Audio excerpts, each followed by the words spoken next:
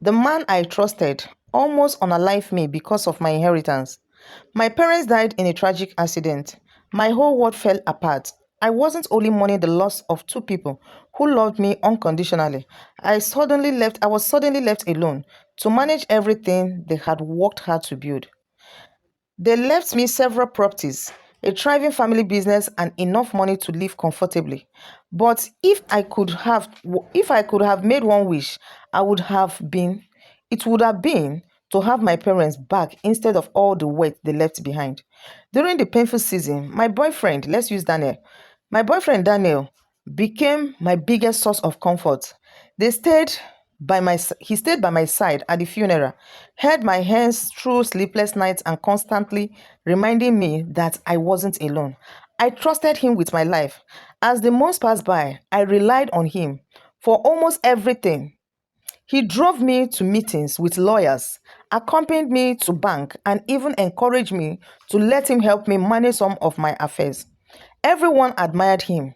If not for Daniel, people would say, you wouldn't have survived this. But what no one knew was Daniel wasn't comforting me because he loved me. He was studying my life. He knew the value of every properties I owned. He knew where I kept my important documents. He knew I had no siblings to inherit my parents' wealth if anything happens to me. To him, I wasn't a girlfriend anymore. I was an opportunity. One evening, he suggested we spend the weekend at a quiet resort outside the city. You have been stressed for too long, he said with a smile. Let's get away from everything. It sounded it sounded romantic. I agreed. The night before we were supposed to leave, I received anonymous text message. Don't travel with your boyfriend. Your life is in danger. I laughed at first. Who would send something so ridiculous? I showed Daniel the message and he laughed even harder. Someone is jealous of us. Someone is jealous of what we have together.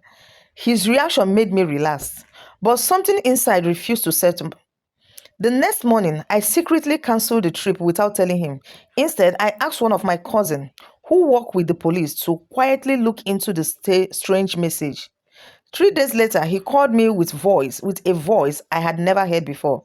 Where are you? I am at home. Don't leave. We are coming. When they arrived, they showed me the evidence that shattered my life. Daniel had been communicating with two men who had criminal records.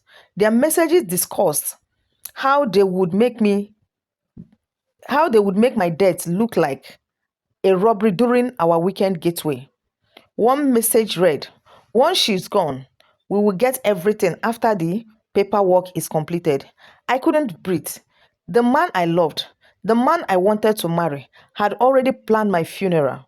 The police arrested him before he could carry out the plan. During questioning, he confessed that he had been pretending to love me from the moment he learned about my inheritance.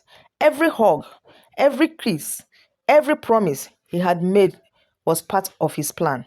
I cried for weeks, not because I missed him, but because I couldn't believe someone I trusted completely could betray me in such a cruel way.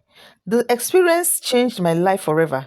I became more careful about who I allowed into my inner circle. I stopped believing that everyone who smiles at me has good intention. Most importantly, I realized that words can attract not only opportunities but also dangerous people with hidden motives. Today I am alive because one anonymous message gave me second chance. And every day I thank God that greed failed and truth arrived before it was too late. I've made decision not to marry again. I want to get pregnant and give birth in my father's name. Because of this, I don't know who to trust again. I don't know if this my decision is okay, but I'll be on the comment section. But to me, I feel this is the best thing to do. To just get pregnant, give birth in my father's name, who will succeed after me to carry the family legacy. Please, I hope I'm making the right decision.